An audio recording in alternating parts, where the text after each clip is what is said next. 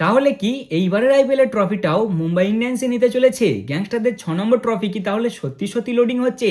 কারণ এর আগে লাস্টবার যখন আরসিবি এবং এসআরএইচ একটা আইপিএল সিজনের ওপেনিং ম্যাচ খেলেছিল না ভাই, সেইবারের চ্যাম্পিয়ন কারা হয়েছিল এটা তো আশা করি তোমরা সকলেই জানো। আর কেন জানি না এইবারে অনেকটা ওই টাইপেরই ফিল আসছে, বুঝলে বড় ভাই? মিথ্যে কথা বলবো না, ফাটছে, বিশাল ফাটছে ভাই এদেরকে দেখে। ইয়ার কি স্কোয়াড বানিয়েছে এরা! কাদেরকে খেলাবে আর কাদেরকে বসাবে, উল্টে তার উপর আবার সবাই ফর্মে আছে। তুমি যে দলেরই ফ্যান হও না কেন বস, বুকে হাত দিয়ে বলো তো একটু তো ফাটছে এদেরকে দেখে। একটু ফাটবে না এটা হতেই পারে না। হ্যাঁ, তোমরা হয়তো এটা বলতে পারো যে আগে যা হওয়ার হয়ে গেছে, এইবারও ওরকম কিছু হবে না। গুরু একবার এদের প্লেইং ইলেভেনটা দেখো খালি।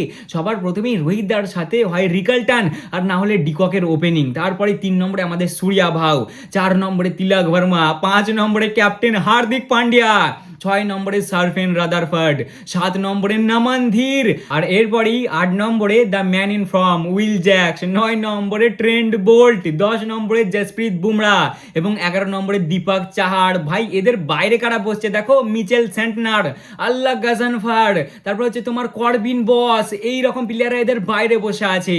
আমার মনে হচ্ছে ভাই কেকেআর প্রথম ম্যাচে একটু গালাত লোকের হাতে ফেঁসে গেছে, বুঝলে? যদি কেকেআর এর বোলিংটা শর্টেড থাকতো না ভাই, তাহলে অতটা ভয় লাগতো না। বাট কেন জানি না একটু তো কেকেআর এর জন্য ভয় লাগছে, কারণ প্রথম ম্যাচই মুম্বাই ইন্ডিয়ান্সের বিপক্ষে, তাও আবার ওয়ান খেড়েতে। একটু তো ফাটছে, যদিও মুম্বাই ইন্ডিয়ান্সের রেকর্ড আছে এরা প্রথম ম্যাচ হারে। বাট কেন জানি না এইবারে মনটা একটু কু ডাকছে। কেকেআর বলারা তোমরা তোমাদের বোলিংটা ঠিক করো গো হে, কবে যে ঠিক হবে কেকেআর এর বোলিংটা ওপরওয়ালাই জানে।